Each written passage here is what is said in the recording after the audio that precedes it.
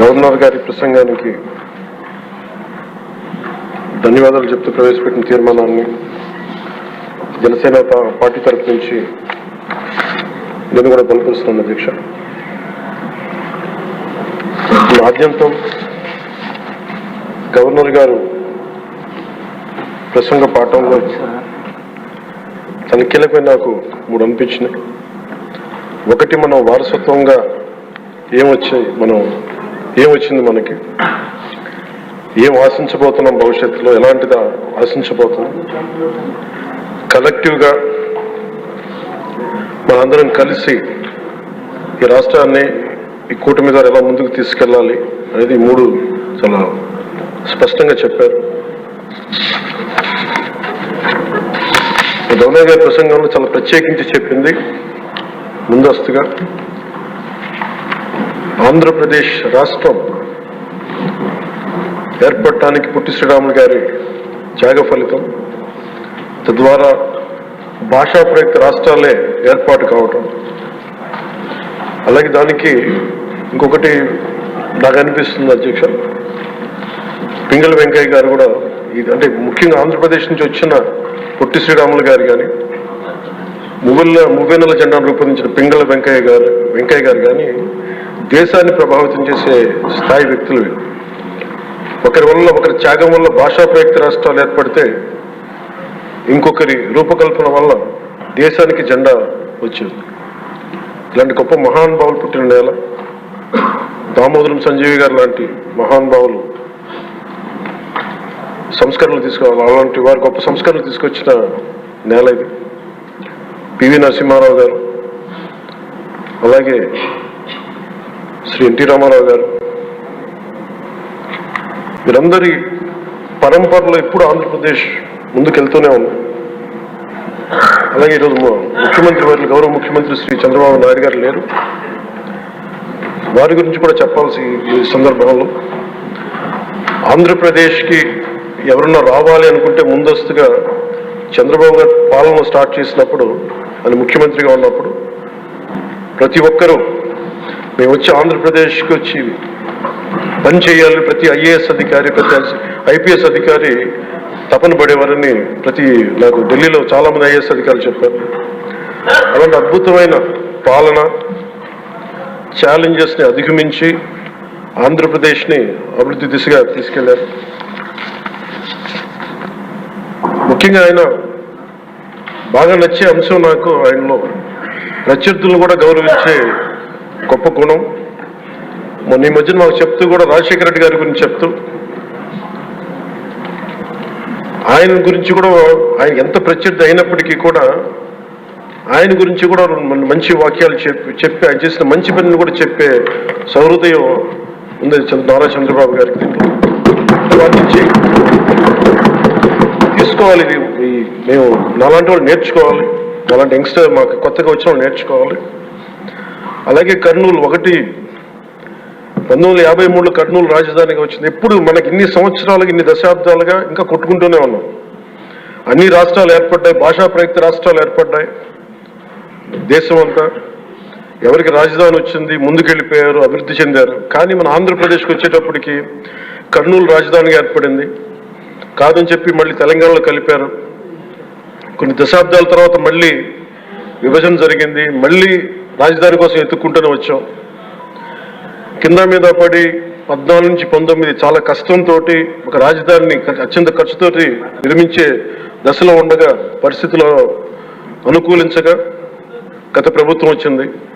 వాళ్ళు 3 రాజధానులు తీసుకొచ్చారు. ఎప్పుడు కూడా ఇన్ని సంవత్సరాలు, ఇన్ని దశాబ్దాలుగా మనకు స్థిరమైన రాజధాని అనేది ఒకటి లేదు. అది బేసిక్గా అది కేంద్ర బిందు ఒక అభివృద్ధికి, ఒక రాష్ట్రానికి.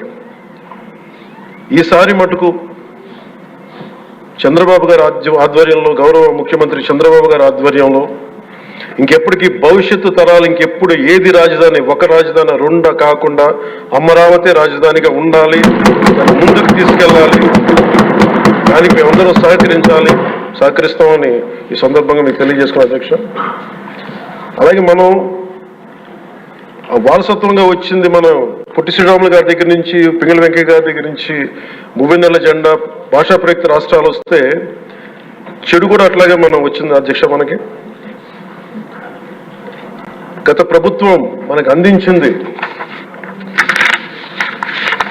కీలకమైన పోలవరాన్ని పూర్తి చేయకపోవటం, సకాలంలో పోలీసులకు కానీ మిగతా ఉద్యోగులకు కానీ జీతభత్యాలు ఇవ్వలేకపోవటం, అన్ని డిపార్ట్మెంట్స్లో నిధులు మళ్లింపు, కనీస రోడ్లు కానీ బ్రిడ్జెస్ కానీ మౌలిక సదుపాయాలు లేకుండా చేయటం, రివర్స్ టెండరింగ్ అని కానీ వ్యవస్థలను నిర్వీర్యం చేయటం, సహజ వనరుల దోపిడీ, ఎర్రచందనం దోపిడీ, ఋషికొండ ఇలాంటి వైజాగ్లో ఎర్రమట్టి దిబ్బల్ని అడ్డగోలుగా నాశనం చేసేయటం, మద్యం ద్వారా కూర్చోబెట్టి అరాచకాలు చేయటం, పెట్టుబడులు వద్దామని ఏమైనా వస్తుంటే వాళ్ళు భయపెట్టేసి రివర్స్ టెండరింగ్ అని చెప్పి వారిని పారిపోయేలా చేయటం పారిశ్రామికవేత్తలని.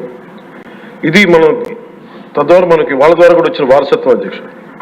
వీటన్నిటిని అధిగమించి ఎలా ముందుకెళ్ళాలి, ఏ స్థాయిలో వెళ్ళాలి అనేది నేను మొన్న ఎలక్షన్ ముందు కూడా మా సహచరులందరికీ కూడా చెప్పాను, ప్రతిసారి ప్రజలందరికీ కూడా తెలియజేశాను.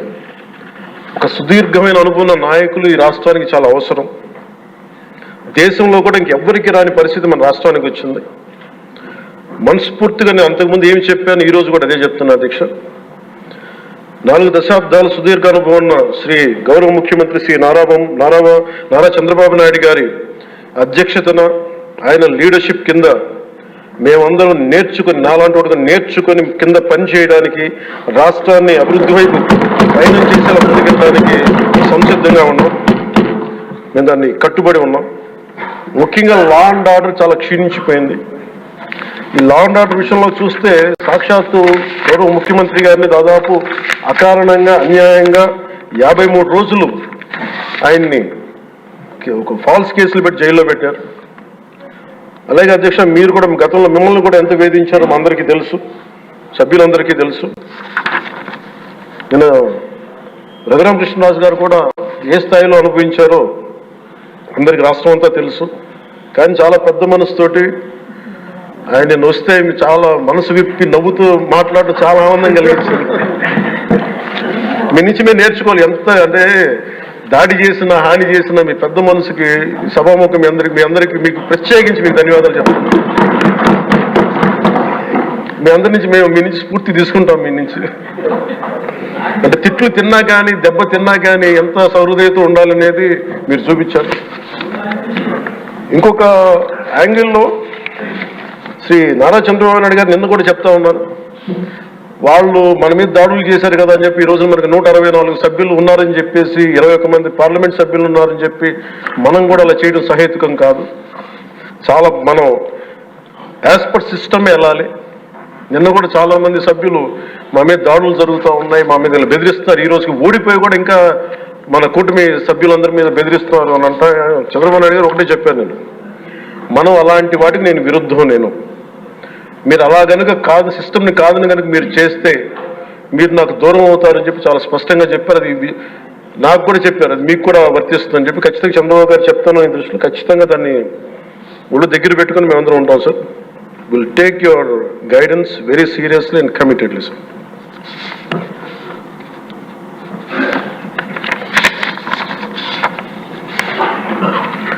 అలాగే కేంద్ర నాయకత్వం నిన్న ఈరోజు ఇందాక న్యూస్లో చూసిన అధ్యక్ష, 15,000 కోట్ల రూపాయలు మన ఏ అమరావతి లేకుండా ఈరోజు వరకు ఇబ్బంది పడతాం. అలాంటి అమరావతికి కేంద్ర మంత్రి మన నాయకులు గౌరవ ప్రధానమంత్రి శ్రీ నరేంద్ర మోదీ గారు బడ్జెట్లో ఈ రోజున 15,000 కోట్ల రూపాయలు అమరావతి కోసం రిలీజ్ చేసిన సౌలభ్యంతో మనస్ఫూర్తిగా కూటమి తరఫున మా అందరి తరఫున కూడా వారికి ధన్యవాదాలు తెలియజేస్తాం అధ్యక్ష.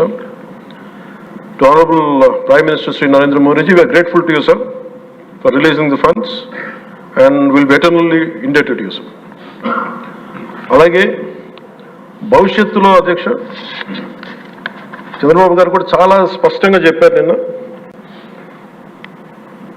ప్రభుత్వంలో భాగస్వామ్యంలో ఉన్న కార్యకర్తలు కానీ మా సహచర ఎమ్మెల్యేలు కానీ మీరు వ్యక్తిగతంగా ఏ తప్పులు చేసినా అది ప్రభుత్వం మీద పడుతుంది. అలాంటి తప్పులు జరగకుండా చూసుకోండి. అలాంటివి జరిగితే మటుకు నేను ఎవరైనా స్థానమానం లేకుండా నాకు వాళ్ళకి సిస్టమ్ పనిచేస్తూ ఉంటుంది, అది మీరు అర్థం చేసుకోండి నేను ఏ ఉద్దేశంతో చెప్తానని చెప్పారు అధ్యక్ష. ఇలాంటి తప్పులు జరిగితే అవి వ్యక్తులు చేసిన తప్పులు పార్టీలకు కానీ ప్రభుత్వానికి కానీ చెడ్డ పేరు రాకూడదు. దాన్ని ఎలా హ్యాండిల్ చేసుకోవాలో జనసేన పార్టీ తరఫు నుంచి నేను మా అందరికీ కూడా ఒకటే తెలియజేశాను. మీరు వ్యక్తిగతంగా కనుక ఏదన్నా చేసి అది కూటమి ప్రభుత్వానికి ఇబ్బంది కలిగితే నేను వారిని వదులుకోవడానికి సిద్ధంగా ఉన్నానని చెప్పి చాలా స్పష్టంగా తెలియజేశాను అధ్యక్ష. అది మీరు ఇసుక విధానాల్లో కానీ మైనింగ్ విధానాల్లో కానీ ఏ రకంగానా సరే గత ప్రభుత్వం చేసింది కదా మేము కూడా చేస్తామని ఎవరన్నా నాకు జనసేన పార్టీ తరఫు నుంచి ఎవరన్నా సరే ఉంటే వారిని నియంత్రించే బాధ్యత, వారిని సరిచేసే బాధ్యత మేము తీసుకుంటాం. అలాగే చట్టపరమైన తప్పు జరిగి చట్టపరంగా ఎలాంటి చర్యలు తీసుకోవాలో అది మాకు కూడా అప్లై చేయండి, నాతో సహా. మేము తప్పు చేస్తే నాతో సహా ఆ చట్టాలు నాకు కూడా అప్లై చేయండి. ఎవరు దీనికి అతీతులు కాదు. దీనికి ముఖ్యంగా ఈ 5 సంవత్సరాల కాలం ఇది హాలిడే కాదు ఎవరికి. మన ముఖ్యమంత్రి గారు కూడా చెప్తా ఉన్నారు, ట్రాఫిక్ జామ్స్ ఎంతసేపు జరుగుతున్నాయి, ఈ ప్రోటోకాల్స్ ప్రకారం సెక్యూరిటీ హ్యాజర్డ్స్లో ఎంతసేపు ట్రాఫిక్ నాపుతున్నారు, ఒక 2-3 నిమిషాల నుంచి ప్రజలు ఇబ్బంది పడకూడదని పదే స్పష్టంగా చెప్తా ఉన్నారు. అలాగే మన ఎస్కార్ట్ సెక్యూరిటీ వల్ల సామాన్య ప్రజలు ఇబ్బంది పడకూడదని మాకు దృష్టికి తీసుకొచ్చారు. ఖచ్చితంగా దాన్ని మా కింద అధికార యంత్రాంగాన్ని మొత్తానికి తెలియజేశాను సార్. అలాగే ఈరోజు మనకున్నది భవిష్యత్తు బాధ్యత. ఇది కేవలం ఈ హౌస్లో ఉన్న వ్యక్తులకే కాదు అధ్యక్ష, ఇంక్లూడింగ్ బ్యూరోక్రాట్స్కి. గత ప్రభుత్వం చాలా అవుట్ రైట్ తప్పులు చేస్తూ ఉంటే కూడా బ్యూరోక్రసీ చాలా వరకు చాలా నిర్లిప్తంగా ఉండిపోయారు అధ్యక్ష. ఒక్క ఐఏఎస్ అధికారి ఏసార్లు రివ్యూ చేసిన ఒక్క ఐఏఎస్ అధికారి పేరు చెప్తా ఉంటారు. ఈ రోజున ఐఏఎస్ అధికారి శిక్ష పడకుండా వెళ్ళిపోయాడు. ఇలాంటి పరిస్థితులు జరుగుతూ ఉన్నాయి. So bureaucracy also has to take responsibility. And of course media ఏ సమస్యని హైలైట్ చేయాలి, ఏ సమస్యని హైలైట్ చేయకూడదు, ఏది ప్రజలకు అవసరం అనేది మీడియా మీద కూడా బాధ్యత ఉంది అధ్యక్ష. అలాగే సామాజిక మాధ్యమాలని స్థాయి దాటి మాట్లాడితే వారికి ఎలాంటి వాళ్ళని ఎలా పరిమితం చేయాలనేది కూడా ఒకసారి హౌస్ అందరూ ఆలోచించాలి. ఒకసారి దీని మీద ఒక విధి విధానాలను రూపొందించాలని కోరుకున్నాను అధ్యక్ష. అలాగే ముఖ్యంగా ఇక్కడ సభలో ఉన్న మా సహచర ఎమ్మెల్యేలు, గౌరవ ముఖ్యమంత్రి గారు, మేమందరం కూడా వీఆర్ ఆల్ కమిటెడ్ సార్. రాష్ట్ర భవిష్యత్తు కోసం, పునర్నిర్మాణం కోసం మేము సర్వం త్యాగం చేయడానికి సిద్ధంగా ఉన్నాం. తప్పులు జరిగితే వ్యక్తులు తప్పులు అవుతాయి కానీ పార్టీలు తప్పులు అవ్వం. సో ముగింపు వాక్యాలుగా అధ్యక్ష, కవి సామ్రాట్ శ్రీ విశ్వనాథ సత్యనారాయణ గారు చెప్పిన మాట ఒకటి అధ్యక్ష, అన్ని అనర్థాలకి మూలం మానవ ప్రవృత్తి హేతువు కానీ వాని జాతి కానీ, కులం కానీ, మతం కానీ, ప్రాంతం కానీ కాదు. వ్యక్తులు చేసిన తప్పుల్ని దయచేసి వ్యక్తులకే ఆపాదించాల అధ్యక్ష, పార్టీలకు కాదు. అలాగే ఈ క్రమంలో తప్పులు చేస్తే విధి నీతిలో ఒకటి చెప్తారు, ఒక గ్రామం కోసం ఒక కుటుంబాన్ని, ఒక కుటుంబం కోసం ఒక గ్రామం కోసం ఒక కుటుంబాన్ని, ఒక రాజ్యం కోసం ఒక గ్రామాన్ని వదులుకోక తప్పదు. అలాగే నాలాంటి వాడు కూడా తప్పులు చేసిన అధ్యక్ష చాలా నిస్సందేహంగా నాలాంటి వాడిని కూడా శిక్షించాలి అధ్యక్ష. అలాంటి బలమైన సంకేతం ప్రజలకు పంపించాలి అధ్యక్ష. మేమందరం కూడా తప్పు ఎవరు చేసినా అది మనమే దాన్ని ముందుకు తీసుకెళ్ళకపోతే, నేను కూడా దీనికి సంసిద్ధంగా ఉన్నాను. నా ద్వారా ఏదన్నా తప్పులు జరిగినా, అవకతవకలు జరిగినా నా మీద కూడా చర్యలు తీసుకోవాలి. అది let it be any kind of issues sir. అది నేను నా వంతుగా నేను మీకు తెలియజేస్తున్నాను. I will be liable if I do any mistake as I uphold this as long as I hold this responsibility. అందుకని అందరం కూడా మేము దీన్ని స్ఫూర్తిగా తీసుకొని గౌరవ ముఖ్యమంత్రి శ్రీ చంద్రబాబు గారికి మీ అపారమైన అనుభవం రాష్ట్రానికి చాలా అవసరం.